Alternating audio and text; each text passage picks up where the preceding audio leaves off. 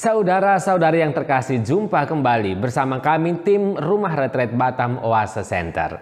Semoga saudara semua dalam keadaan sehat dan bahagia.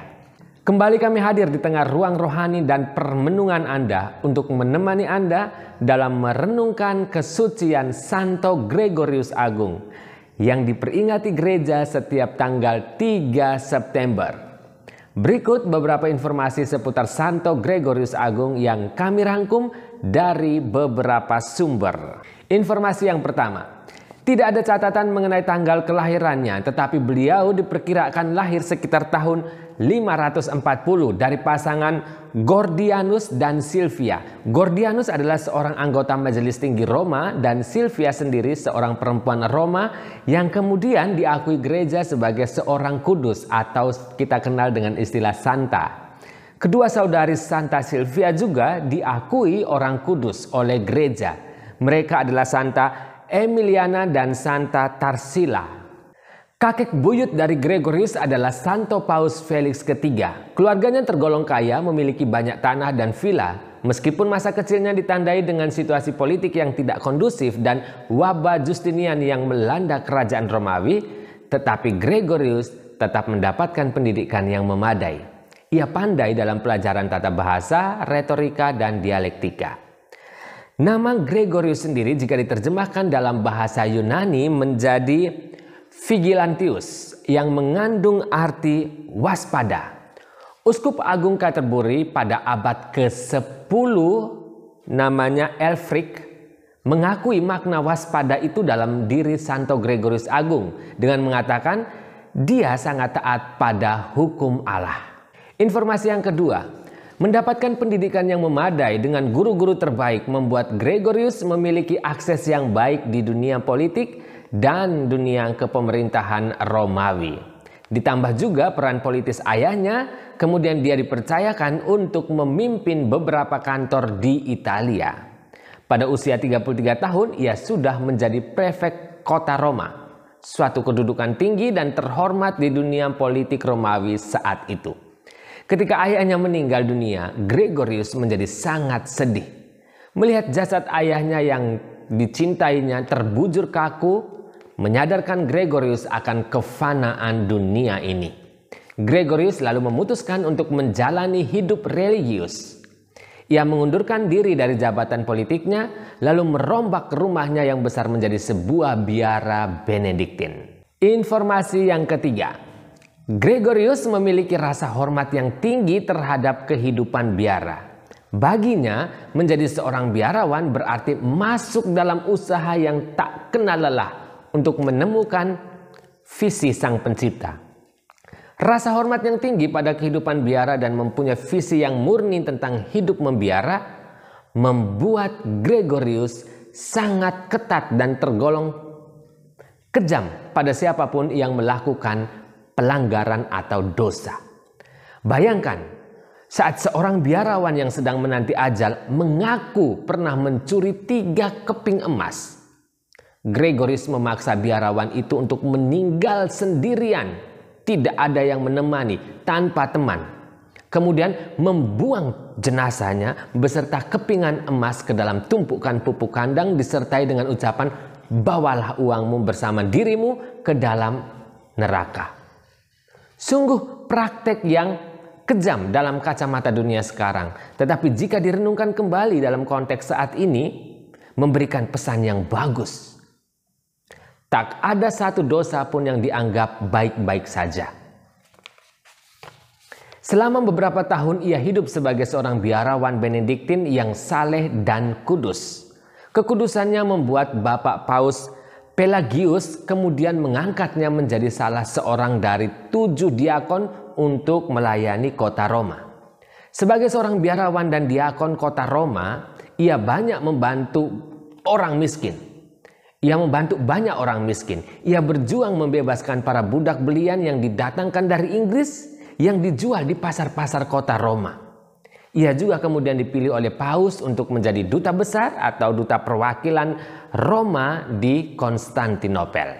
Informasi yang keempat, ketika Paus wafat, Diakon Gregorius dipilih menggantikannya. Gregorius sama sekali tidak menginginkan kehormatan seperti itu. Ia lebih senang hidup dalam keheningan di biaranya. Ia berusaha menolak, namun semua orang hanya menginginkan Gregorius untuk menjadi Paus. Semua orang tahu bahwa ia akan menjadi seorang Paus yang baik dan mereka menaruh harapan besar padanya. Gregorius lalu berusaha menghindar dengan menyamar dan menyembunyikan diri dalam sebuah gua. Tetapi akhirnya umat dapat menemukannya. Mereka membawanya kembali ke Roma. Gregorius tidak bisa menolak lagi. Dan pilihan umat di Roma memang tidak salah. Selama 14 tahun kemudian, Gregorius mampu memimpin gereja dengan gemilang. Walau kesehatannya tidak selalu prima, namun Gregorius merupakan salah seorang paus terbesar dalam sejarah gereja.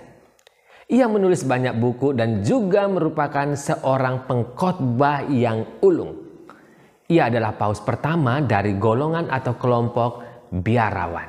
Selain itu, ia mencurahkan perhatiannya kepada segenap umat manusia. Malah sesungguhnya ia menganggap dirinya sebagai pelayan bagi semua orang. Ia adalah paus pertama yang menggelari dirinya sebagai hamba dari para hamba Allah. Servus Servorum Dei. Bagi Gregorius ini bukan hanya sekedar gelar, karena ia sangat menjiwai dan menjalaninya dalam setiap pelayanannya. Gelar ini masih terus dipakai oleh para paus sampai hari ini. Jadi kalau kita dengar moto Servus Servorum Dei, kita ingat Santo Gregorius Agung. Saudara, Santo Gregorius memberikan perhatian serta cinta kasih istimewa kepada orang-orang miskin serta orang-orang asing. Ia mengkoordinir para biarawan dan tenaga-tenaga diakon untuk melayani umat yang kelaparan saat kelaparan melanda Roma. Dia sangat keras pada pegawai-pegawai yang ketahuan mengabaikan orang miskin atau malas-malasan dalam tugasnya mencari dan memberi makan kepada orang yang lapar. Ia kadang dilaporkan tidak mau makan sebelum semua orang lapar itu makan. Ia juga amat peka terhadap penderitaan orang banyak yang disebabkan oleh ketidakadilan. Suatu ketika semasa ia masih seorang biarawan, tadi seperti yang saya sudah jelaskan, ia melihat banyak anak-anak diperjualbelikan sebagai budak. Ia bertanya dari mana anak-anak itu berasal dan diberitahu bahwa mereka berasal dari Inggris. Santo Gregorius merasakan suatu keinginan yang kuat untuk pergi ke Inggris untuk mewartakan kasih Yesus kepada orang-orang yang belum mengenal Tuhan itu. Setelah ia menjadi paus, salah satu hal pertama yang dilakukannya adalah mengirimkan biarawan-biarawan terbaiknya. Di dalamnya ada Santo Agustinus bersama 40 rekan biarawan lainnya untuk memperkenalkan Kristus kepada rakyat Inggris. Saudara, Santo Agustinus di sini bukan Santo Agustinus dari Hippo ya, melainkan Santo Agustinus dari Canterbury. Paus Gregorius juga menginginkan para biarawan untuk menyebarkan iman Kristiani ke Prancis, Spanyol, dan Afrika. Dia membangkitkan kembali semangat misionaris sehingga misionaris-misionaris yang dikirim mendapatkan istilah misionaris Gregorian. Informasi yang kelima, tahun-tahun terakhir hidupnya dipenuhi oleh banyak penderitaan. Namun demikian ia tetap bekerja untuk gerejanya yang sangat ia cintai hingga akhir hayatnya. Santo Gregorius wafat pada tanggal 12 Maret 604. Iya, 604. Ia memimpin gereja selama 14 tahun dan dikenal sebagai seorang paus yang masyhur, negarawan, dan administrator ulung pada awal abad pertengahan, serta dikenal juga sebagai Bapak Gereja Latin yang terakhir. Di zaman modern saat ini, Gregorius seringkali digambarkan sebagai seorang yang berada di perbatasan antara dunia Romawi dan dunia Germania, antara timur dan barat, antara zaman kuno dan abad pertengahan.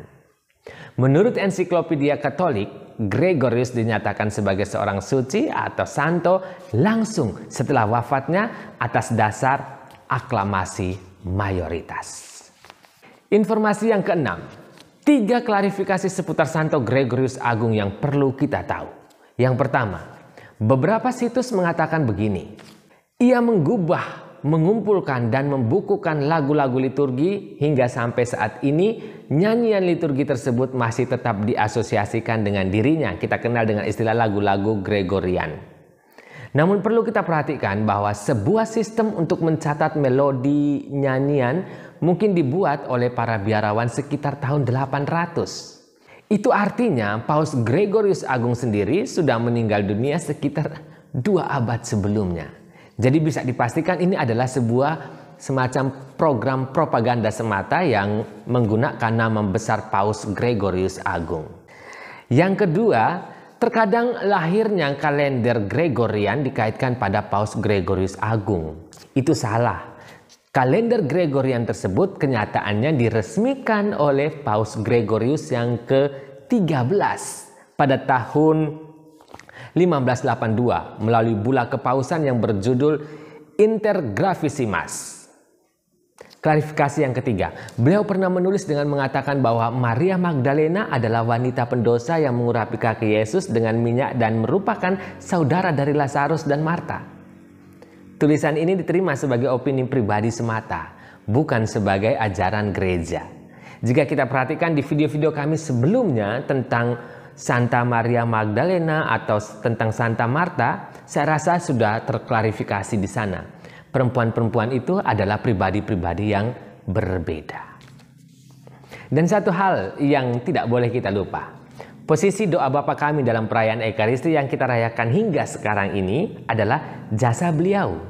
Beliaulah yang menempatkan doa Bapa kami setelah doksologi atau setelah kalimat yang mengatakan begini, dengan perantaraan Kristus bersama dia dan dalam dia bagimu Allah Bapa yang Maha Kuasa dan seterusnya. Nah, setelah itu diletakkan doa Bapa kami. Itu adalah jasa Santo Gregorius Agung. Saudara-saudari yang terkasih, mengakhiri persembahan ini izinkan kami menawarkan sebuah kalimat Santo Gregorius Agung yang terkenal. Non angli sed angeli. Mereka bukan orang Anglo, tetapi mereka adalah malaikat. Ringkasan kata-kata ini kabarnya diucapkan oleh Gregorius ketika ia pertama kali bertemu dengan anak-anak dari Inggris yang berkulit putih di sebuah pasar saat itu ya, di sebuah pasar budak. Kalimat ini mengajak kita untuk melihat siapa di sekeliling kita yang masuk dalam kategori ini. Orang-orang kecil yang sering diabaikan. Mereka adalah malaikat yang bisa membawa kita pada kekudusan. Saudara-saudari yang terkasih, dari Rumah Retret Batam Oase Center kami ucapkan selamat pesta nama bagi saudara-saudari yang mewarisi nama Gregorius. Saya pribadi mempersembahkan video ini untuk saudara saya Gregorius yang kemarin tepat 7 bulan kembali ke pangkuan Bapa di surga. Kiranya menjadi malaikat di surga. Sampai jumpa di video kami selanjutnya. Salam sehat selalu.